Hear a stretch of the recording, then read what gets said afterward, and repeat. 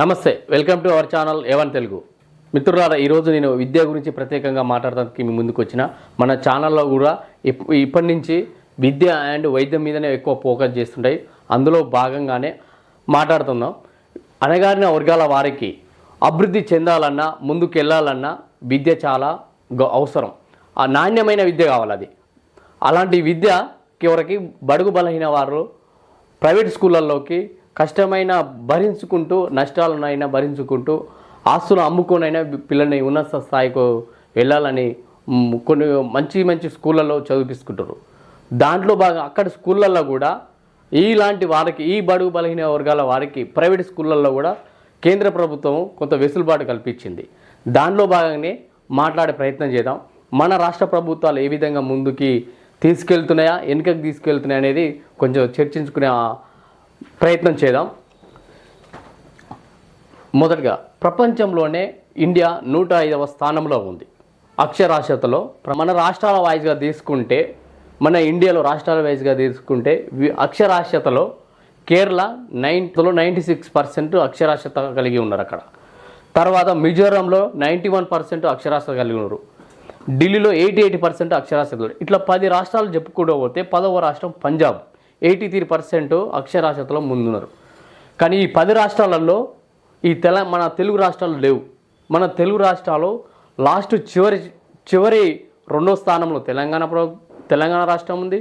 చివరి లాస్ట్ స్థానంలో ఏపీ ఆంధ్రప్రదేశ్ ఉంది. 65% ఆంధ్రప్రదేశ్, 66% తెలంగాణ. ఇక్కడ 10 రాష్ట్రాల్లో చూసుకుంటే 83% 10వ రాష్ట్రము ఉన్నది. అంటే 66% తెలంగాణ, 65%. అంటే ఈ 10 రాష్ట్రాల కంటే కూడా ఇక్కడ వెనుకకి ఉన్నట్టు క్లియర్గా ఇక్కడ మనకి కనిపిస్తుంది. అయితే ఇక్కడ చెప్పాల్సింది విషయం ఏంటంటే, విద్యా హక్కు చట్టము 2009లో కేంద్ర ప్రభుత్వము తీసుకొచ్చింది. దాన్ని 2010లో ఏప్రిల్ 1న అమల్లోకి వచ్చింది ఈ చట్టం. ఈ చట్టంలో కొన్ని వెసులుబాట్లు కల్పించింది. అసలు అక్కడ ఉన్న చట్టాలలో కొన్ని చాలా మంచి నిబంధనలు ఉన్నాయి. అందులో ఉన్న ఒక నిబంధనని మనం తీసుకుంటే 25%, అన్నీ కాకుండా వాళ్ళు ఒక్క దాని గురించి మాట్లాడుకున్నాం.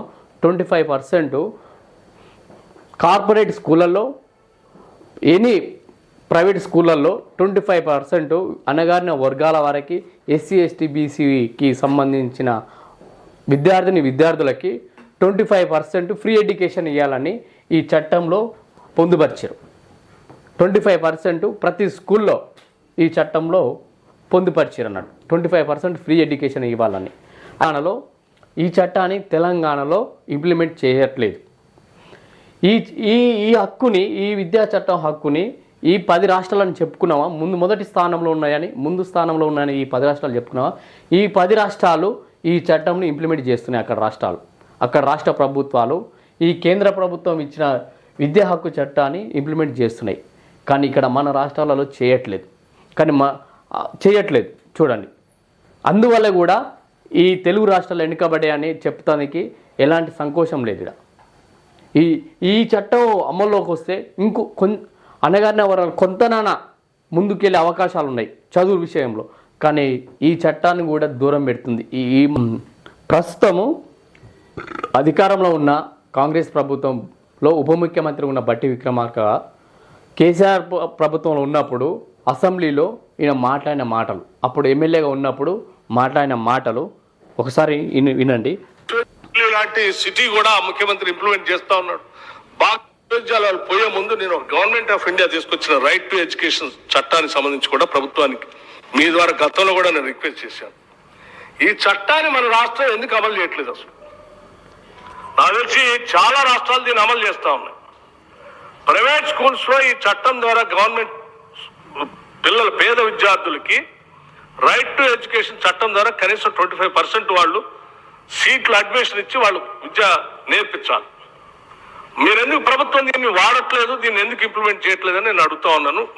పదే దీన్ని సభలో మీ ద్వారా ప్రభుత్వ దృష్టికి తీసుకొని వస్తా ఉన్నాను. తీసుకొని రండి సార్. అధ్యక్ష, ఇది చిన్న పనే. మీరు పిలిచి రివ్యూ చేసి చట్టాన్ని, ఇది భారత పార్లమెంట్ తీసుకొచ్చిన చట్టం, ఈ రాష్ట్రం కూడా అందులోనే ఉంది.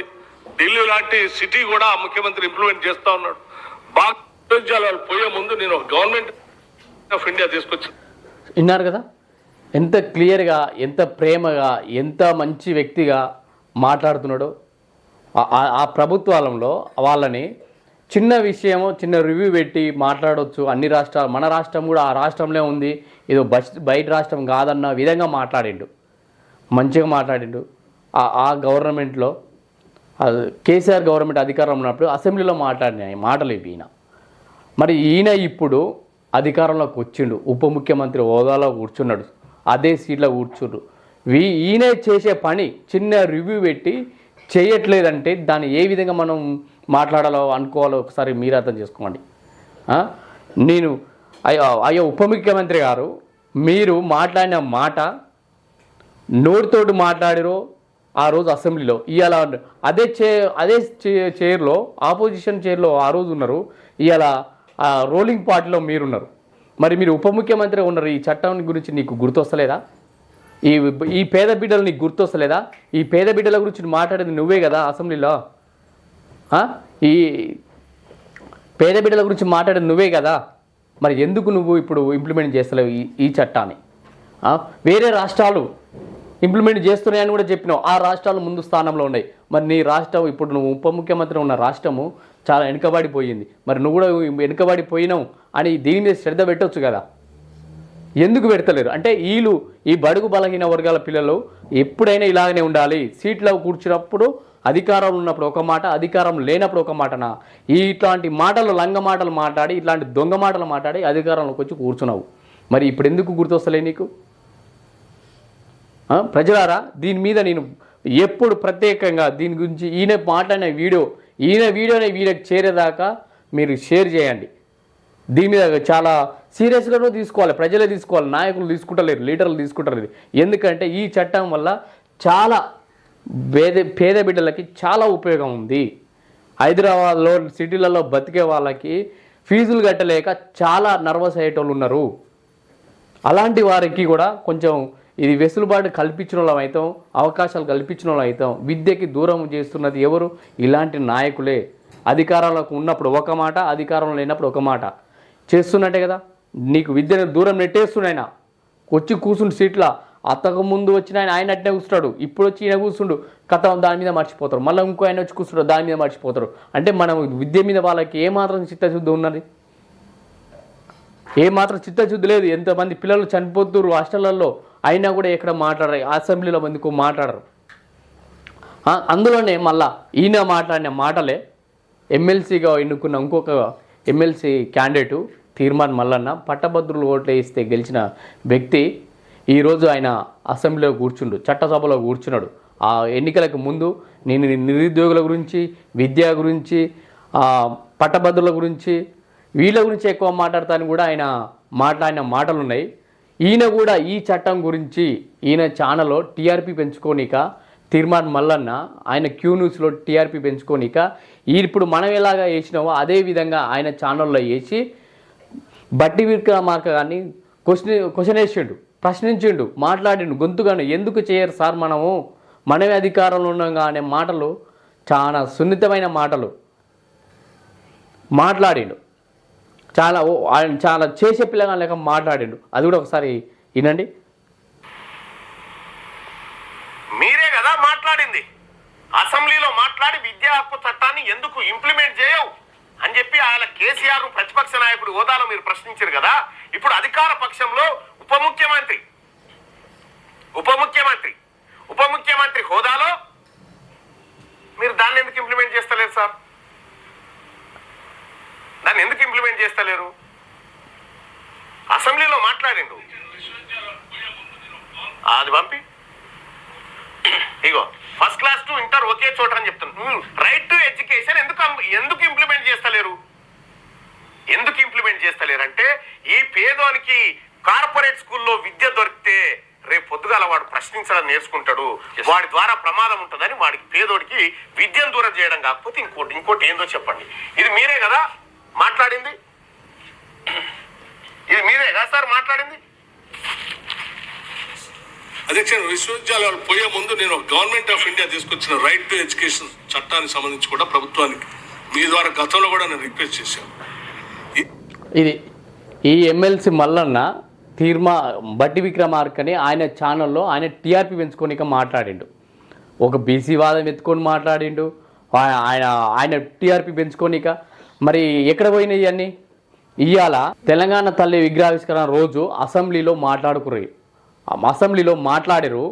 ఈ తీర్మాన్ మల్లన్న కూడా అదే అసెంబ్లీలో బట్టి విక్రమార్క గారిని ఒక సలహా అడిగిండు. సార్, అట్లాగనే ఈ మన తెలంగాణ తల్లిని విగ్రహం ఆవిష్కరించుకుంటున్న విధంగానే ఇది ఒక మంచి కార్యం అని గొప్పగా చెప్పి, అందులో అదే సమయంలో ఫ్లైఓవర్, తెలుగు తల్లి ఫ్లైఓవర్ అని సెక్రటరేట్కు ముందర ఉన్న తెలుగు తల్లి ఫ్లైఓవర్ పేరు కూడా తెలంగాణ తల్లి అని మార్చాలని ఈయన బట్టి విక్రమార్క ఒక సూచన ఇస్తాడు. ఆ సూచనకి ఆ బట్టి విక్రమార్క ఎమ్మటే లేచి, మల్లన్న గారు మీరు చెప్పిన దానికి మేము పరిశీలనలోకి తీసుకుంటాం, దాన్ని మార్చే ప్రయత్నం చేద్దాం అని మీ సలహాని మేము తీసుకుంటున్నాం అని క్లియర్గా చెప్పిండు. మరి ఈయనకు కూడా ఆ విధంగా ప్రేమ ఉంటే ఈ బట్టి విక్రమార్కకి గుర్తు లేదా ఈ యాక్ట్ గురించి? ఈ తీర్మానం వల్లనే గుర్తు లేదా ఆ యాక్ట్ గురించి? అంటే వీళ్ళు మాట్లాడేది, ఆయన మాట్లాడినప్పుడు చూడండి, ఇక్కడ బట్టి విక్రమార్క అసెంబ్లీలో మాట్లాడిండు, ఎప్పుడు కేసీఆర్ ప్రభుత్వంలో. తీర్మానం వల్ల ఆయన న్యూస్ ముందర మాట్లాడిండు, బట్టి విక్రమార్క నువ్వు మాట్లాడింది అని. మరి అదే తీర్మానం వల్ల ఎమ్మెల్సీ చట్టసభలో కూర్చున్నావే, మరి ఇప్పుడు ఈ చట్టం నీకు గుర్తు రాలేదా? అదే సూచన ఆయనకి ఇవ్వచ్చు కదా, ఆ బట్టి విక్రమార్క ఇవ్వచ్చు కదా డిప్యూటీ సీఎంకే. సార్, మనం అధికారంలో ఉన్నాము, ఇప్పుడు మన షేర్లో కూర్చున్నాము, చట్టసభలో ఉన్నాము, ఈ చట్టాన్ని మనం ఇంప్లిమెంట్ చేద్దాము, మన రాష్ట్రంలోని బడుగు బలైన వర్గాల వారికి విద్య కూడా అందుతుంది, కొంత మేలు చేసిన వాళ్ళం అవుతాము మనం అని మాట్లాడి చెప్పొచ్చు కదా అదే సభలో. ఎందుకు చెప్పట్లేదు? అంటే వీళ్ళందరూ మీ అవసరాలకి, నేను పిఆర్టీ పెంచుకోనిక నువ్వు ఈడ మారుతావు, ఆయన ప్రజలు చూడాలి, నేను ఆపోజిషన్ పార్టీలో ఉన్నప్పుడు ఆయన మారుతారు. మీరు అధికారంలోకి పోయి కావాల్సిన కాడ మాట్లాడకుండా, మీకు అవసరం లేని కాడ ప్రజలకు అవసరం ఉన్న కాడ మాట్లాడకుండా మీకు మీ స్వలాభాల కొరకాడ మాట్లాడతారా? మీ సొంత లాభాల కొరకి మీ టీఆర్పీ పెంచుకోనిక నువ్వు మాట్లాడతావు, ఆయన ప్రజల గురించి ఎంత గొప్పగా మాట్లాడుతుండు మా బట్టి విక్రమార్క అని అనగానే వర్గాలు అనుకోవాలని ఆయన మాట్లాడతారు. కానీ అధికారంలో కూర్చున్నారు, మీకు ఇలా గుర్తొస్తలేదా? ఇది సిగ్గు అనిపిస్తలేదా కొంచెమన్నా? ఈ బడుగు బలహీన వర్గాల పిల్లలని విద్య దూరం చేసేందుకు ఏమాత్రం ఇది అనిపిస్తలేదా? బట్టి విక్రమార్క నువ్వే ఆ స్థాయిలో ఉండాలా, నీ పిల్లల ఆ స్థాయిలో ఉండాలా, మిగతా వాళ్ళు వేరే నీ జాతికి సంబంధించిన కూడా రావద్దా? ఇందులో కూడా ఉన్నారు కదా, నువ్వు కూడా ఒక బడుగు బలహీన వర్గాలకు చెందిన వ్యక్తివే కదా, కనీసం ఆ మాత్రం నీకు ఇంగిత జ్ఞానం లేదా? వీళ్ళ గురించి మాట్లాడతానికి సోయి లేదా? అంటే ఎక్కడోళ్ళు అక్కడనే ఉండాలి, మేము ఈయనే ఉండాలి, ఎందుకు ఈ మన రాష్ట్రం ఇంత వెనుకబడిపోయిందని కొంచెమని అనిపిస్తలేదా? సిగ్గు అనిపిస్తలేదా? తెలంగాణ తెచ్చుకుంది ఏంటికి? నిరుద్యోగుల గురించి, విద్య గురించి చాలా వైద్యం ఈ మన తెలంగాణ రాష్ట్రంలో ఎందుకు ఇది అమలు పరచలేరు? ఏమైనా చిత్తశుద్ధి ఉన్నదా మీకు? ఏమైనా ప్రేమ ఉందా? పేద పిల్లలకి యూజ్ అవుతుందని ఎంత ప్రేమగా మాట్లాడినావే అసెంబ్లీలో. మరి నీకు అది ఏ నోరుతో మాట్లాడినావు? మిత్రులారా, ఈ పాలకులు మనకి విద్యను ఎంత దూరం చేస్తారు అనేది మీకు ఇప్పటికీ అర్థమై ఉంటుంది. ఎందుకంటే వాళ్ళు క్లియర్గా నా వంతుగా నేను చెప్పే ప్రయత్నం చేసిన కాబట్టి మీరు కూడా నాకు సపోర్ట్ చేయండి. నేను మిత్రులారా, ఈ చట్టం అమల్లోకి వస్తే చాలా మందికి మనం మేలు చేసిన వాళ్ళం అవుతాం. ఈ నాయకులు మాట్లాడిన తీరు మీకు అర్థమై ఉంటుంది, వాళ్ళు చేయరు. కాబట్టి ఇప్పుడు ఈ శీతాకాల సమావేశాలలో ఈ చట్టం అమలులోకి తీసుకొచ్చే విధంగా, ఆ అసెంబ్లీలో మాట్లాడే విధంగా మన వంతుగా మనము పోరాడదాం, మన వంతుగా మన గొంతుగా మనం వినిపిద్దాం. దాంట్లో భాగంగానే మీరు ఈ వీడియోల్ని నేను ప్రతిరోజు కూడా ఏదో ఒక సందర్భంలో ఈ బట్టి విక్రమార్క మాట్లాడిన వీడియోని నేను కంపల్సరీ ప్రతి వీడియోలలో నేను ప్లే చేస్తుంటా. దాని ఏదో ఒక వీడియోనైనా వాళ్ళ వరకు చేరాలి, వాళ్ళకి అప్పుడన్నా సిగ్గి రావాలి సాధారణ ప్రజలు ప్రశ్నిస్తారు అనేది. కాబట్టి మీరు లైక్ చేసి, షేర్ చేసి, సబ్స్క్రైబ్ చేయండి, నాకు మీ సపోర్ట్ చేయండి. నేను విద్య గురించే చాలా ముఖ్యంగా ఎక్కువగా ఫోకస్ చేసి మాట్లాడే ప్రయత్నం చేస్తా.